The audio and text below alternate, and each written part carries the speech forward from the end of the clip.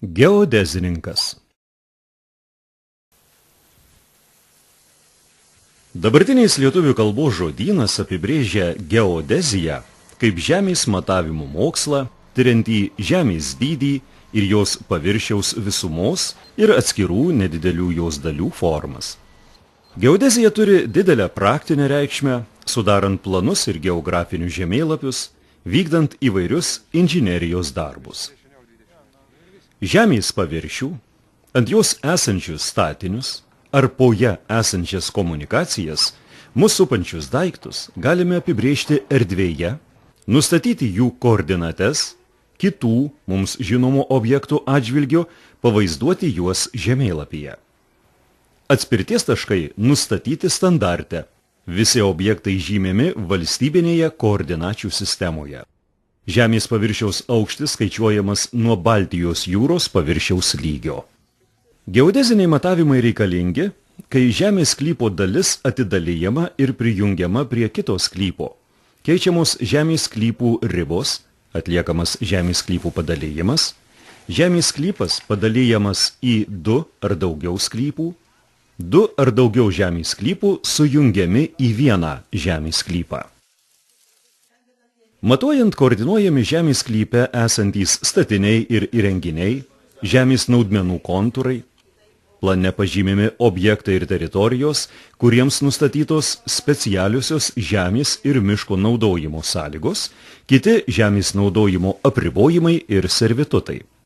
Geodezininkas rengia žemės sklypų formavimo ir pertvarkymo projektus, projektuoja naujus žemės sklypus. Tai aktualu asmenims, norintiems tiksliai žinoti žemės sklypo plotą, ribas, bei disponuoti savo nekilnojamųjų turto, jį parduoti, dovanoti, jame statyti gyvenamosius ar kitos paskirties pastatus. Geodezininkas vietoje pažymi sklypo ribas, sklypo ribų posūkio taškų koordinates, nustato sklypo plotą, žemės naudmenų eksplikaciją, parengia sklypo planą ir kitus techninius dokumentus, apskaičiuoja žemės sklypo vidutinę rinkos vertę. Taip pat parengia žemės sklypo kadastro duomenis ir sudaro nekilnojamojo turto objekto kadastrinio matavimo bylą. Geodezininkas daro vietovės topografinės nuotraukas, braižo topografinius ir požeminių inžinerinių komunikacijų planus.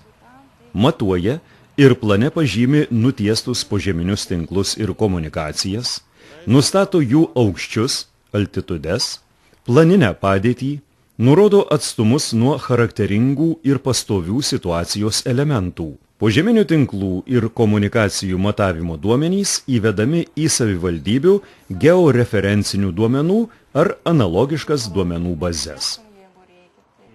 Topografinis planas būtinas tiek pradedant projektuoti statybos darbus, tiek tiesiant kelius.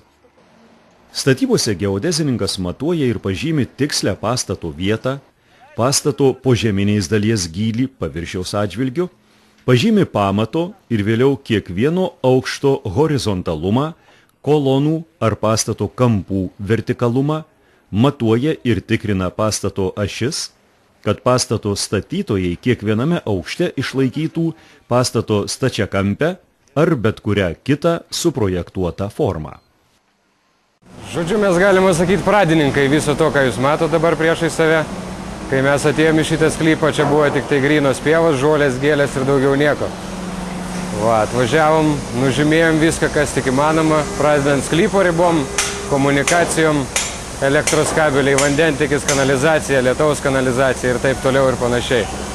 Yra sukurtas tinklas geodezinių taškų, nuo jų prisirišom ir pradėjom dirbti, tik paskui po mūsų jau atvažiavo visi kiti, kurie pradėjo kasti ir visą kitą daryti.